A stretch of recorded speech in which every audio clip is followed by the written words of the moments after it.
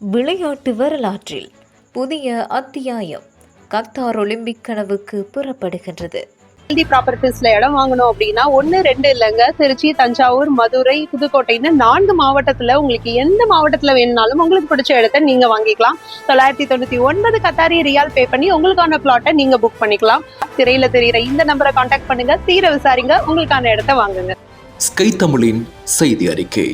2036ஆம் ஆண்டு ஒலிம்பிக் மற்றும் பாராலிம்பிக் போட்டிகளை நடத்துவதற்கான உத்தியோகபூர்வ விண்ணப்பத்தை கத்தார் சமர்ப்பித்துள்ளதாக அந்நாட்டின் பிரதமர் தெரிவித்துள்ளார்.